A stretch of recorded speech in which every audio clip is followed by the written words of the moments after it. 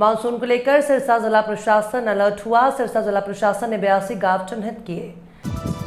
पहाड़ी इलाकों में हो रही लगातार बारिश से सिरसा जिले की टेंशन बढ़ती ही जा रही है। मानसून के उफान पर होने के चलते सिरसा में बाढ़ का डर सता रहा है। सिरसा जिला प्रशासन मानसून को लेकर अलर्ट मोड पर दिखाई दे रहा है। इस संदर्भ में सिरसा के डीसी आर.के. सिंह ने सिरसा जिले के सभी अधिकारियों को बाढ़ से बचाव के लिए व्यापक प्रबंध करने के निर्देश दिए हैं। DC R K. सिंह ने इस बाबत सिरसा जिला के सभी अधिकारियों की मीटिंग लेकर उन्हें उचित प्रबंध करने के आदेश भी दिए हैं। उपायुक्त आर.के. सिंह ने कहा कि संभावित बाढ़ की स्थिति से निपटने के लिए संबंधित विभागों के अधिकारी पूरी तरह से सतर्क रहें, अपने अपने विभाग से संबंधित तैयारियां पूर्ण रखें। सिंचाई विभाग के अधिकारी लगातार घग्गर में जलस्तर पर निगरानी रखें तथा अपनी मशीनरी को दुरुस्त रखें। सिरसा जिला प्रशासन ने बाढ़ नियंत्रण केंद्र स्थापित किया है, जिसका हेल्पलाइन नंबर 016662488882 जारी किया गया है।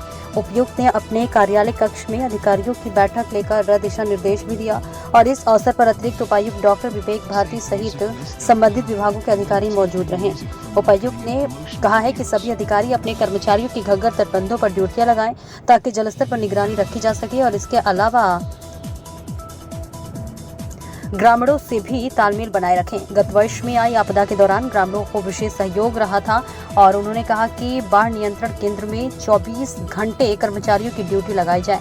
यदि कहीं से भी शिकायत आती है तो उसे नोट करें और संबंधित उच्च अधिकारी को अवगत कराएं ताकि समस्या से पहले निपटान हो सके।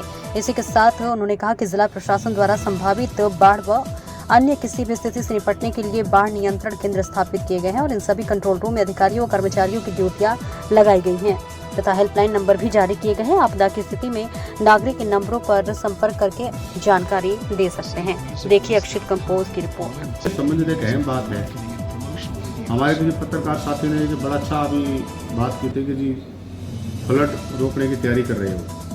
फ्लड रुक नहीं सकती, जो नेचुरल कैलेमिटीज हैं वो तो आएंगी, उसको हम कितना बचाव कर सकते हैं, कितना उसको हमारे जिले से नदी के द्वारा आगे भेज सकते हैं, उस पानी को जो फ्लड का रूप धारण ना करे, वो हमारे लिए इम्पोर्टेंट है। और उसके लिए हमारे 82 पॉइंट ऐसे हैं जहाँ पे पिछले इतिहास के हिसाब से यानी कि पिछले 15-20 साल में जहाँ पे फ्लड ज़्यादा आया है, उनको हमने आइडेंटिफाई किया है और उनको हर जगह पे, हर ऑफिस के अंदर, आपके थ्रू भी मैं बार बार कहता हूँ कि गांव के उन पॉइंट्स को सभी के पास पता होना चाहिए।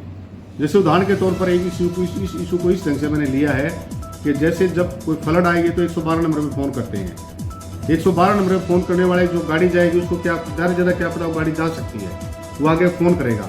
तो मैंने सभी को सेंसिटाइज इस ढंग से किया है कि हमारा जो नंबर है फ्लड कंट्रोल रूम का 248-882, वो सबको पता होना चाहिए। 248-882 वो सबको पता होना चाहिए। उस व्यक्ति को ये पता होना चाहिए आगे कि हमारे गोताखोर कहाँ पे हैं।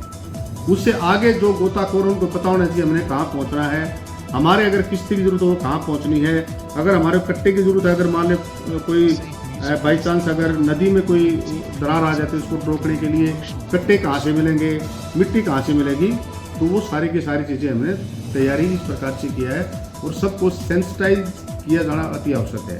और उसको हमने एक स्पेशल बैठक भी बुलाई थी, उसके लिए हमने उस गांव के सरपंचों को, गांव के नंबरदार को, गांव के जो ग्राम सचिव है, गांव के पटवारी हैं, ताकि उनको पता रहे कि हमने कैसे हैंडल करना है चीज़ों को।